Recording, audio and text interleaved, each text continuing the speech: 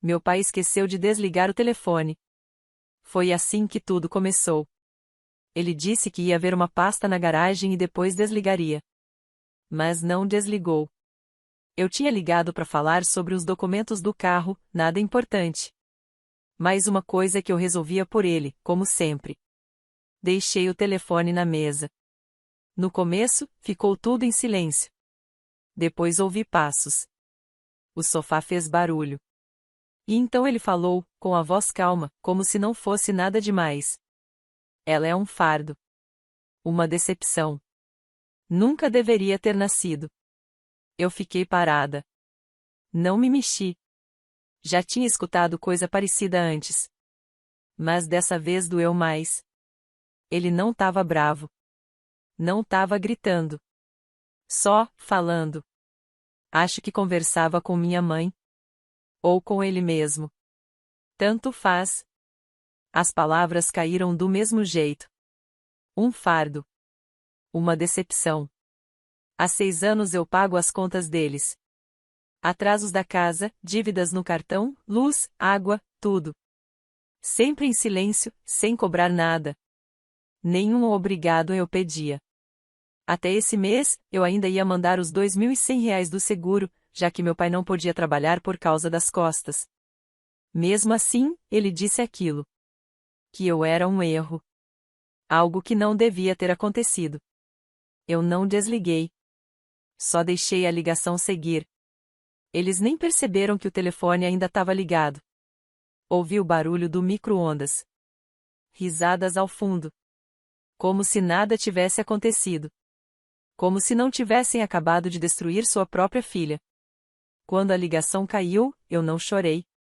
Não falei nada. Só fiquei olhando pela janela.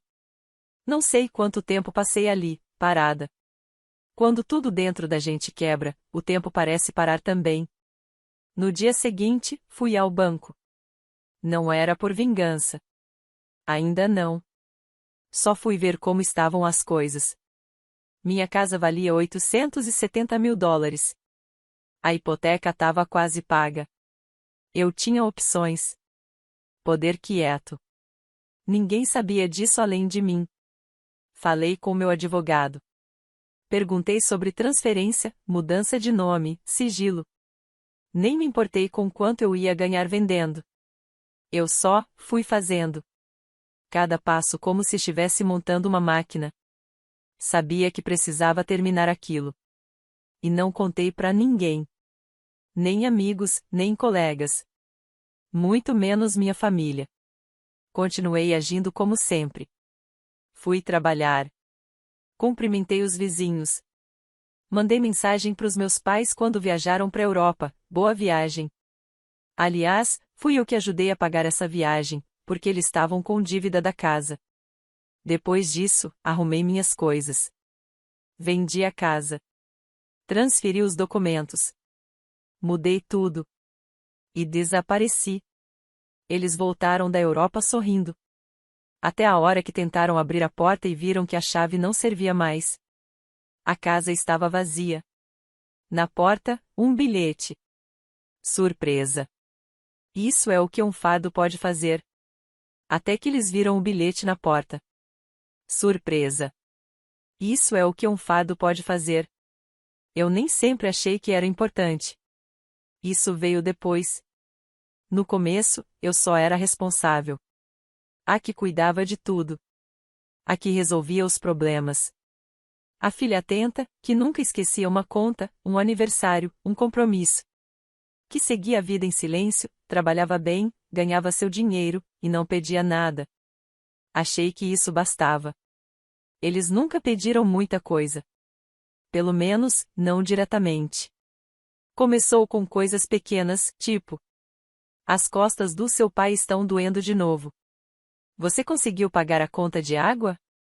Ou, a mensalidade do seu irmão chegou sem avisar. A gente te devolve depois. Mas nunca devolviam. Com o tempo, nem fingiam mais. Quando eles precisaram de $1.800 para trocar as janelas depois da tempestade, eu mandei.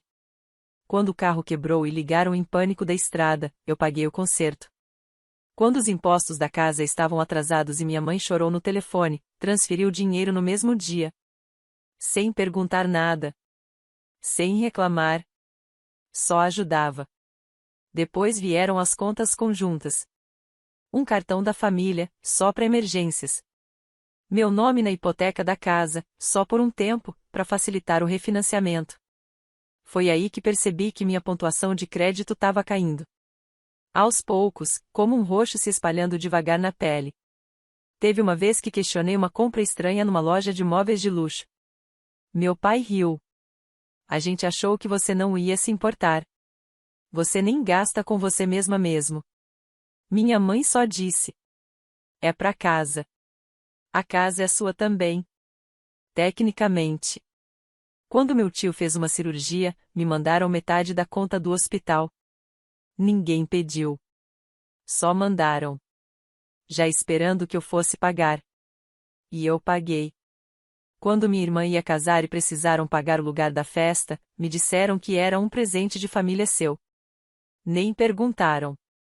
Só apareceu uma cobrança no meu aplicativo às 3 da manhã. $6.700. E eu disse pra mim mesma que tava tudo bem. Se fosse o contrário, eles fariam isso por mim. Mas ninguém nunca fez. Me mudei 2 vezes em 3 anos. Ninguém apareceu para ajudar com as caixas. Quando tive bronquite e pedi para minha mãe trazer uma sopa, ela disse que estava cansada por causa da yoga. No meu aniversário, me mandaram uma mensagem com a foto de um cupcake com glitter. Esperamos que seja gostoso. Sem ligação. Sem visita. Mas no aniversário deles? Esperavam flores, presentes, restaurante bonito. Uma vez eu esqueci. Minha mãe ficou sem falar comigo por 3 semanas. Eu dizia pra mim mesma que não valia a pena discutir. Que tem gente que mostra amor de um jeito diferente. Que talvez eu não estivesse sendo generosa o suficiente. Então eu dava mais. Trabalhava mais. Fazia de tudo para ter sempre dinheiro na conta. Eu fiz as contas. $2.100 por mês, todos os meses, por 6 anos.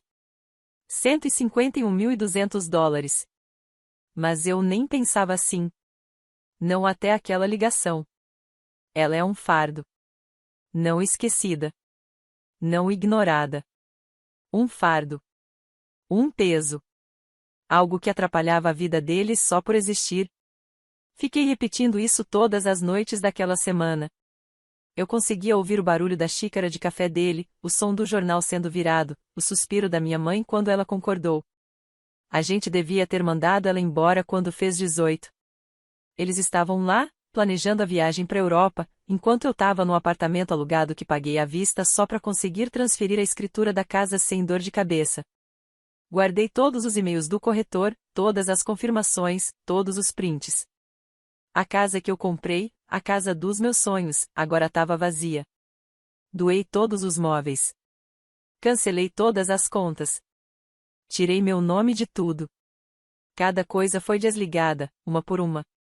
Mas ainda não tinha contado nada para eles. Eu queria que sentissem. E esse momento chegou mais rápido do que eu esperava. Uma semana depois, minha irmã mandou mensagem. Você ainda vai pagar a terapia da mamãe esse mês, né? Sem um oi. Sem um como você tá? Só a mesma suposição de sempre. O mesmo é a sua obrigação. Eu respondi, claro. Depois entrei no site e cancelei o pagamento para sempre.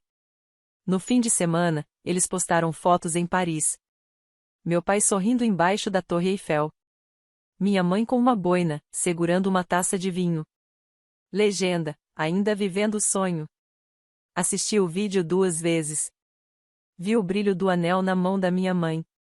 O anel que eu comprei no aniversário de 35 anos de casamento deles.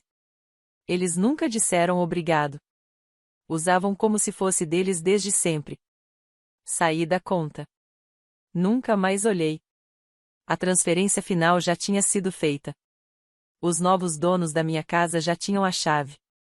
Não deixei nada. Nenhuma foto, nenhum garfo, nenhum cabide. Só deixei um bilhete na porta. E uma surpresa, eu não era mais o banco deles.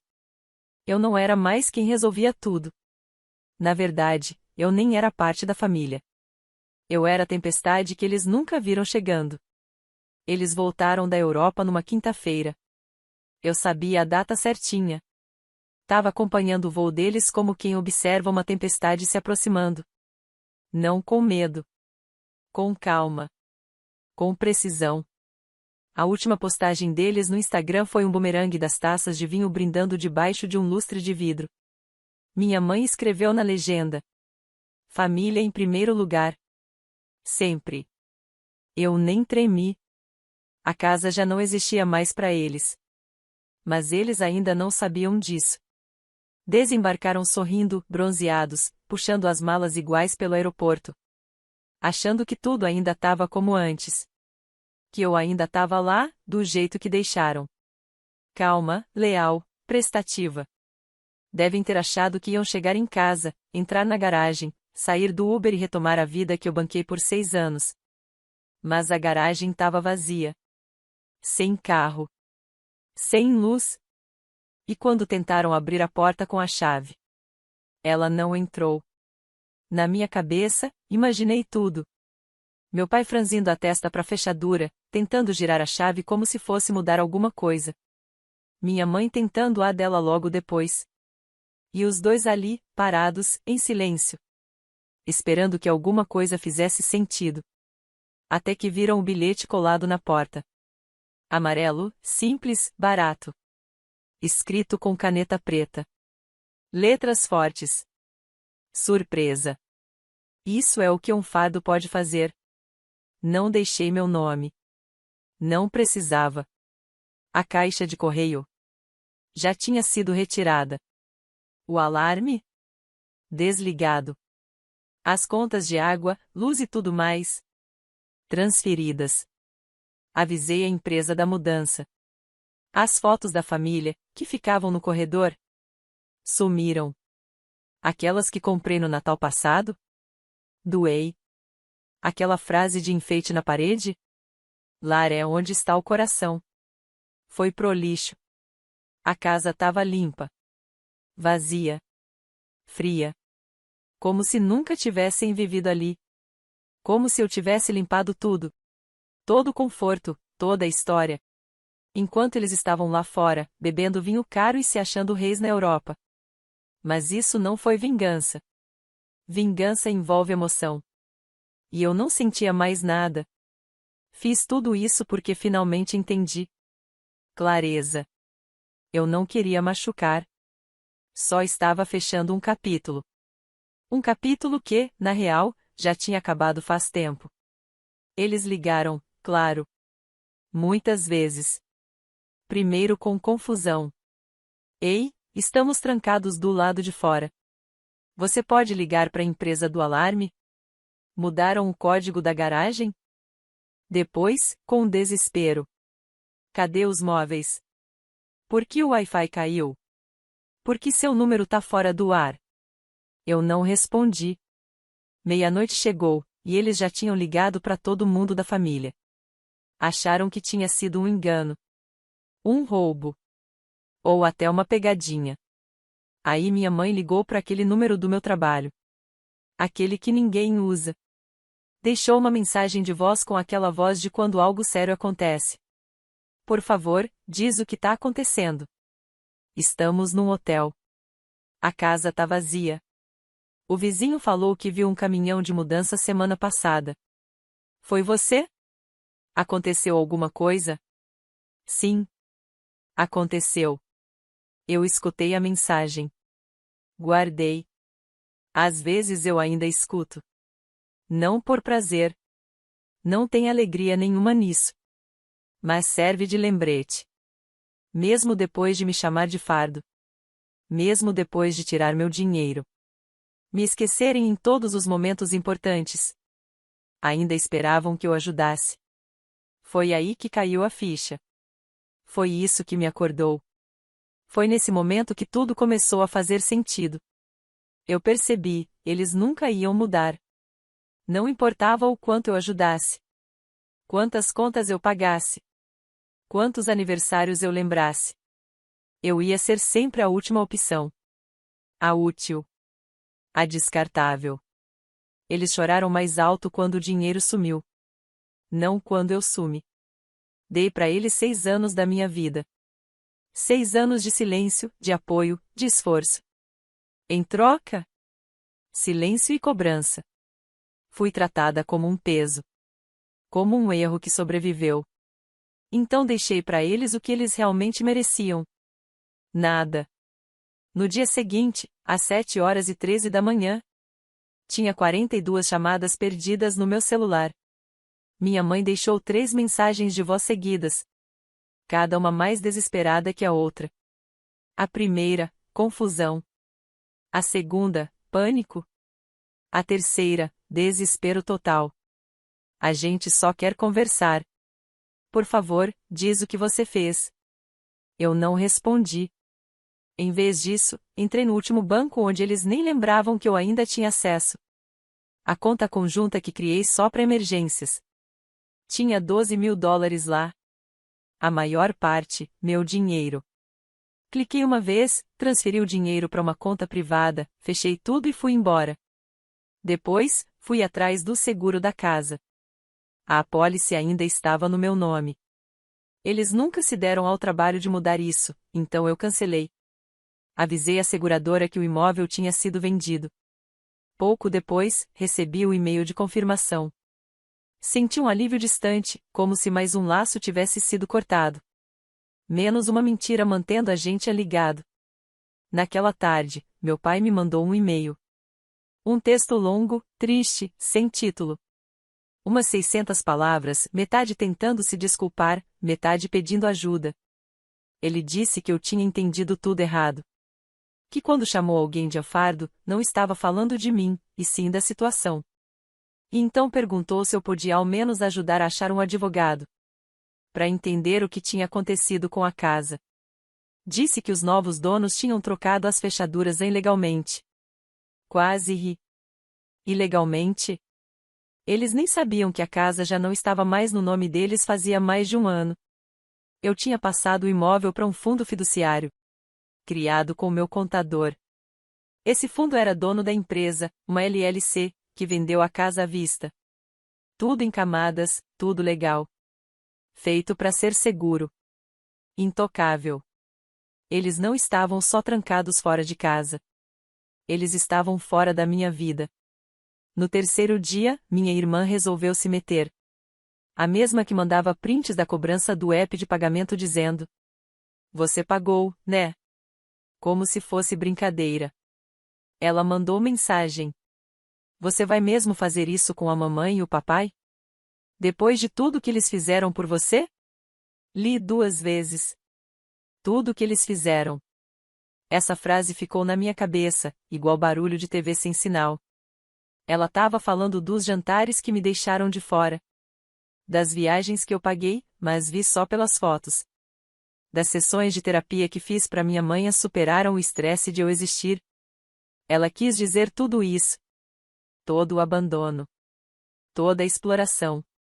E jogou isso em cima de mim como se fosse só um comentário bobo. Eu não respondi. Em vez disso, mandei o último documento. Os papéis de planejamento patrimonial que preparei 2 meses antes. Neles, tirei o nome da minha família de todos os meus contatos de emergência, decisões médicas e herança. Enviei numa sexta-feira. Na segunda, já era oficial. Legalmente, eles não tinham mais direito a nada. Sem acesso às minhas contas. Sem plano B. Eles não perderam só uma casa. Perderam a pessoa que sempre resolveria tudo por eles. E talvez eu tenha permitido isso por tempo demais. Achando que estava ajudando, quando na verdade só estava adiando o que precisava acontecer. Ah, e também liguei pro depósito. Aquele que eu vinha pagando todo mês, quieta. Cheio de caixas deles, lembranças, coisas que diziam que viriam buscar logo. Dei um aviso. 30 dias para esvaziar. Depois, acabou. Sem aviso. Sem conversa. Uma carta de despejo oficial chegou para eles na terça-feira. Eles mandaram mensagem para a empresa do depósito, desesperados, dizendo que foi um engano. Mas não foi. Vendi todos os móveis que eu tinha comprado para eles. O sofá, aquele aparador antigo, até a máquina de café. Eles sempre diziam que era chique demais para eles, mas fizeram questão de levar. Coloquei tudo à venda online. Em 2 dias, tudo sumiu dos anúncios. Vendido. Quando o dinheiro caiu no meu PayPal, fiz uma última transferência para minha conta. Sem bilhete, sem recado. Só paz. O grupo da família, finalmente, ficou em silêncio. Nada de memes passivo-agressivos. Nada de piadas que, no fundo, eram cobrança. Só silêncio. A última postagem da minha mãe foi uma foto antiga, eu com 8 anos. Na legenda, ela escreveu: "Você sempre foi tão sensível." Não doeu. Foi só a confirmação de tudo. Porque eu não era sensível. Eu estava esgotado. Eles nunca responderam ao bilhete. Mas tentaram. Voltaram lá 3 dias depois, dirigindo. Dessa vez com um chaveiro. Mas já era tarde. As fechaduras já tinham sido trocadas. A caixa de correio removida. A casa protegida com documentos de empresa que eles nunca conseguiriam entender, mesmo tentando. O chaveiro não abriu a porta.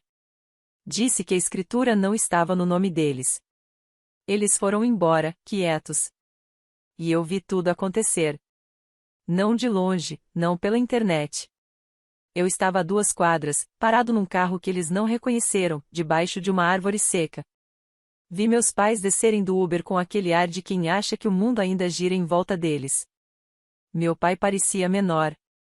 Mais velho. Minha mãe nem falou. Ficou parada na varanda, olhando para a porta como se ela fosse se abrir por arrependimento. Não abriu. Eles foram embora 10 minutos depois. A casa ficou quieta. Eu também. Aquele silêncio foi o verdadeiro final.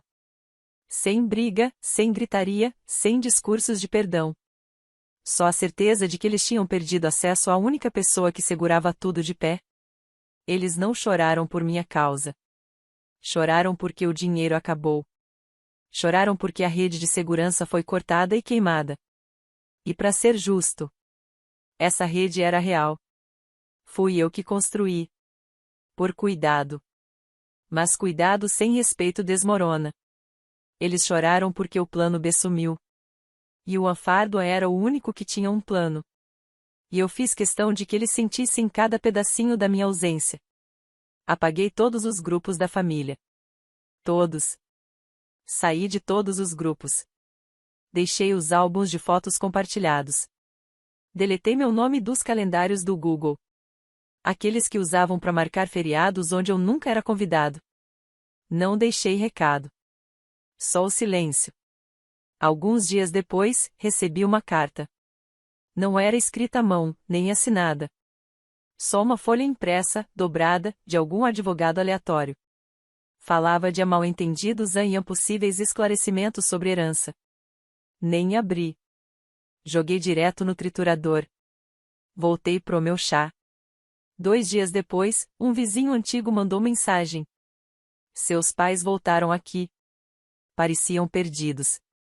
Ficaram parados na entrada da garagem como se nada daquilo tivesse sido planejado, como se não tivessem merecido. Bloqueei o número. Depois da 2ª semana, eles pararam de ligar. Acho que, finalmente, entenderam. Não só que perderam a casa, mas que me perderam também. Minha irmã tentou uma última vez, de outro número. A mensagem foi curta. Você nunca mais vai falar com a gente? Sem oi. Sem desculpa. Só surpresa. Como se fosse impossível que eu vivesse sem eles. Eu não respondi. Fui caminhar. O ar estava frio, cheirando a chuva na grama. Passei por lugares onde eu costumava comprar coisas para eles. A farmácia dos remédios da minha mãe. A padaria onde comprei bolos que ninguém agradeceu. Agora tudo é só prédio. Sem peso. Sem dívida. Sem culpa. Eu respirei fundo. Parecia a primeira respiração em anos. Tem uma coisa que as pessoas não entendem. Sobre quem é quieto, quem ajuda, quem nunca reclama. Acham que a gente vai aguentar para sempre. Acham que silêncio é aceitar. Acham que não reclamar é concordar. Mas silêncio não é paz. Às vezes, é preparo. Hoje, eles moram num apartamento pequeno nos cantos da cidade. Vi o anúncio dele um tempo atrás. Chão barato, tinta descascando, janela virada para a rua, sem sol. Será que eles olham pela janela e se perguntam: onde foi parar tudo aquilo? Será que lembram daquela noite? Do bilhete colado com um post-it? Surpresa! Isso é o que um fado pode fazer. Eles quase não postam mais. Minha mãe antes enchia as redes com fotos de brunch, dias no spa. Frases tipo a família em primeiro lugar. Agora, só compartilha citações tristes. Uma dizia: não queime pontes. Mas ela nunca entendeu que aquela ponte nunca foi deles. Ficaram parados enquanto eu construía a estrada debaixo dos pés deles. E quando fui embora, tudo caiu. Hoje meu banco está em paz. Sem saques que eu não autorizei. Sem débito de conta de luz de casa onde eu nem morava. Sem mensagens no Vimo de gente que só lembra de mim no fim do mês. O dinheiro que eu mandava antes era como o sangue de um coração cansado. Agora ele está lá. Parado, crescendo, sendo usado, por mim. Mudei de casa. Não é maior, nem luxuosa. Mas é minha. Cada lâmpada, cada cortina, cada cadeira. Escolhidas por mim, pra mim. Sem culpa pendurada na parede. Sem lembrança do que eu dei e ninguém agradeceu. Agora tem só silêncio. Só espaço. Só o que é meu. Durmo melhor. Durmo de verdade. Meus sonhos não me acordam mais com aquela ansiedade. Será que esqueci de transferir o dinheiro? Ou: será que ela vai ficar brava se eu disser não? Essas vozes sumiram. E o espaço que elas deixaram é lindo. De vez em quando, ainda escuto um sussurro do passado. Aquele tipo de fala que ele nunca se preocupou em esconder. Ela é um peso. Uma decepção. Nunca devia ter nascido. Mas agora, eu deixo essas palavras ecoarem. Não discuto. Não explico. Não me defendo de fantasmas. Eu só escuto. E depois, lembro da casa que era minha. Esse silêncio também é meu. Essa nota final, esse fim, é meu. E eu volto pra mim,